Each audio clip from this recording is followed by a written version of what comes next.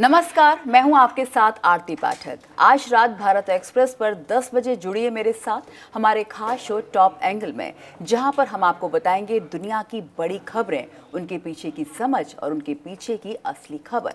तो आज सबसे पहली खबर होगी पुतिन के भारत दौरे को लेकर।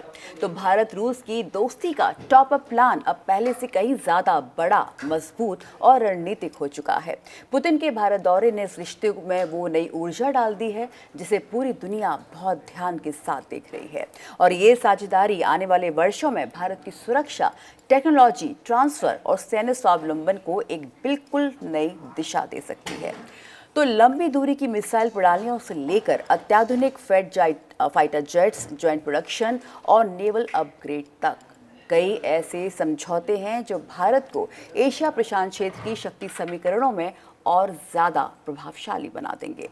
अंतर्राष्ट्रीय मंच पर जब भू राजनीति तेजी के साथ बदल रही है, ऐसे समय में पुतिन की भारत यात्रा और इन बड़ी सामरिक डील्स का महत्व जो है वो कई गुना बढ़ जाता है। पश्चिमी देशों की नजर भी पुतिन के इस भारत दौरे पर जमकर टिकी हुई है और चीन के लिए भी ये संदेश बहुत स्पष्ट है कि भारत अपने रणनीतिक सहयोगियों को लेकर बिल्कुल स्पष्ट और मजबूत स्टैंड रख रहा है। अब आगे देखना होगा कि भारत रूस की इस रिन्यूड स्ट्रैटेजिक पार्टनरशिप से क्षेत्रीय स्थिरता, ग्लोबल पॉलिटिक्स और भारत की डिफेंस क्षमताओं में आने वाले समय में कितना बड़ा बदलाव आता है। इसके अलावा टॉप एंगल में हमारी दूसरी बड़ी खबर होगी जो हम आपको समझाएंगे कि यूक्रेन को लेकर सवाल सीधा सीधा दुनिया के सामने है। क्या यूक्रेन एक ही समय पर दो चेहरों के साथ खेल रहा है? एक तरफ अमेरिका में यूक्रेनी डेलीगेशन शांति वार्ता के लिए पीस टॉक की मेज पर बैठता है और दुनिया को ये संदेश देने के लिए कि वो समाधान चाहता है, लेकिन दूसरी तरफ उसी समय यूक्रेन रूस के ऑयल टैंकर पर हाई प्रिसीजन ड्रोन अटैक कर देता है। यानी कूटनीति की मेज पर शांति का हाथ और बैटलफील्ड पर युद्ध की गर्मी। ये दोहरी चाल या कहें डबल गेम अब वैश्विक राजनीति में एक नई बहस छेड़ रही है।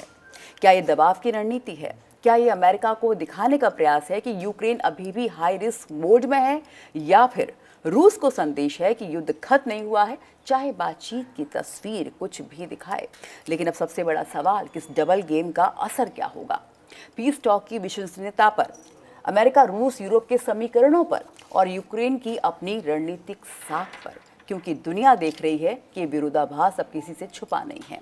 तो आज रात 10 बजे टॉप एंगल में इस खबर का हम करेंगे पूरी तरह से एनालिसिस। इसके अलावा ट्रंप ने एक और नया मोर्चा खोल दिया है। पहले भी कई मोर्चों पर संघर्ष, विवाद और लगातार बढ़ते राजनीतिक दबाव के बीच अब ट्रंप की नज़र वेनेजुला पर है। अंतर्राष्ट्रीय सूत्रों के मुताबिक ट्रंप प्रशासन वेनेजुला के खिलाफ आक्रामक रणनीति की तैयारियों में जुटा हुआ है। यही नहीं, ट्रंप ने वेनेजुला के राष्ट्रपति निकोलस मादुरो से सीधे बात की, एक ऐसी बातचीत जिसने अमेरिकी राजनीति से लेकर लैटिन अमेरिका तक में भूचाल ला दिया है। लेकिन अब बड़ा सवाल ये कि ट्रंप आखिर इस नए मोर्चे पर क्या हासिल करना चाहते हैं। ये भी पूरी खबर विस्तार से देखिए मेरे साथ आज रात 10 बजे टॉप एंगल में। इसके अलावा पूर्वी एशिया में हालात सेकंड बाय सेकंड बदल रहे हैं और अब तस्वीर बिल्कुल साफ दिखाई दे रही है। चीन और जापान दो हाथ की तैयारी में हैं। दोनों देशों की सेनाएं हाई अलर्ट पर हैं। नौसैनिक गतिविधियां तेज हैं। हवाई सीमा पर तनाव चरम पर और कूटनीतिक बयानबाजी में भी कहीं ना कहीं कड़वाहट बिल्कुल बढ़ती जा रही है। दुनिया की दो बड़ी अर्थव्यवस्थाएं, दो बड़े सैन्य खिलाड़ी और उनके बीच बढ़ती टकराट अब वैश्विक चिंता का एक बड़ा विषय बन चुकी है। इंडो पैसिफिक का ये इलाका जो कभी व्यापार और सहयोग का केंद्र माना जाता था, वहां से आज महायुद्ध की आहट साफ साफ सुनाई दे रही है। विश्लेषकों का कहना है कि समुद्री विवाद, प्रभुत्व की लड़ाई और भू राजनीतिक तनाव ने हालात को खतरनाक मोड़ पर पहुंचा दिया है। चीन अपनी शक्ति प्रदर्शन वाली रणनीति से पीछे हटने को तैयार नहीं है और जापान अमेरिका के साथ सुरक्षा गठजोड़ को मजबूत करते हुए अब पहले से कहीं ज्यादा आक्रामक रुख में नजर आ रहा है। दोनों देशों के फाइटर जेट्स की हवाई उठान बढ़ चुकी है। नौसैनिक जहाज़ों की दूरी कम हो चुकी है और दोनों तरफ रूल्स ऑफ एंगेजमेंट के उल्लंघन के आरोप तेजी के साथ बढ़ रहे हैं। अब अगला कदम कौन उठाएगा? तनाव और कितना ज्यादा बढ़ेगा और क्या कूटनीतिक पहल हालात को नियंत्रित कर पाएगी, या फिर महायुद्ध की आहट धीरे धीरे कहीं ना कहीं टकराव में बदल जाएगी? इस पर भी विस्तार से चर्चा करेंगे आज रात 10 बजे। इसके अलावा वो रहस्य जो पूरे पाकिस्तान में तूफान बनकर फैला हुआ था, उसका सस्पेंस अब खत्म हो चुका है। इमरान खान की हत्या की अफवाहों के बीच अब पीटीआई लीडर खुर्रम ज़ीशान सामने आए हैं। उन्होंने साफ कहा है कि इमरान खान जिंदा हैं, इमरान खान सुरक्षित हैं। यानी सोशल मीडिया पर फैल रही अफवाहों से लेकर राजनीतिक गलियारों में उठी सनसनी, उन सब पर आधिकारिक मोहर अब लगा दी गई है। लेकिन कहानी यहीं खत्म नहीं होती है। खुर्रम ज़ीशान ने पाकिस्तान सरकार पर बड़ा आरोप लगाया है। उनका कहना है कि सरकार इमरान खान को देश छोड़ने पर कहीं ना कहीं मजबूर करना चाहती है। और इससे भी बड़ा दावा, पाकिस्तान सरकार इमरान खान की बढ़ती लोकप्रियता से डरी हुई है। जनता के बीच उनका प्रभाव किसी भी सत्ता परिवर्तन का सबसे बड़ा, सबसे अहम कारण बन सकता है। अब बड़ा सवाल, इस राजनीतिक हलचल के बीच अंतर्राष्ट्रीय मंच पर क्या होगा?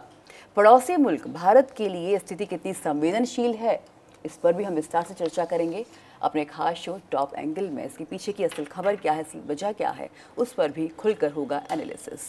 इसके अलावा दुनिया के सबसे चर्चित टेक आइकॉन एलॉन मस्क अब भारत में भी बिल्कुल एक नए अंदाज में सुर्खियों में है। क्यों सुर्खियों में है, आइए ये भी आपको बता देते हैं। भारत से उनका खास रिश्ता, जिसका उन्होंने खुद खुलासा किया है। दरअसल मस्क ने बताया है कि उनकी पार्टनर शिवॉन जिलिस भारतीय मूल की हैं। यानी दुनिया के सबसे प्रभावशाली बिजनेस लीडर का सीधा इंडिया के साथ कनेक्शन। सोशल मीडिया पर इस खुलासे के बाद मस्क को लेकर एक नया टैग ट्रेंड में है, हाफ दामाद मस्क। इस पर भी खुलकर बात करेंगे हमारे खास शो टॉप एंगल में आज रात 10 बजे।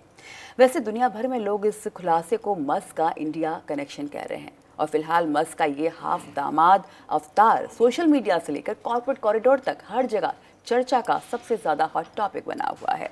इसके अलावा बात करेंगे बांग्लादेश को लेकर भी। एक बांग्लादेशी अदालत ने आज पूर्व प्रधानमंत्री शेख हसीना को भ्रष्टाचार मामले में 5 साल की जेल की सजा सुनाई है। और ये फैसला एंटी करप्शन कमीशन द्वारा दायर उस मामले से जुड़ा है जिसमें आरोप है कि भूमि एलोकेशन में अनियमितताएं हुई थी। अदालत ने इसमें शेख हसीना के अलावा उनके परिवार के अन्य सदस्यों को भी सजा सुनाई है। उनकी बहन शेख रेहाना को 7 साल और उनकी भतीजी ब्रिटिश सांसद तुलीब सिद्दीक को 2 साल की सजा सुनाई गई है। इन पूरी खबरों को देखिए आज रात 10 बजे मेरे साथ विस्तार से टॉप एंगल में, सिर्फ और सिर्फ भारत एक्सप्रेस पर।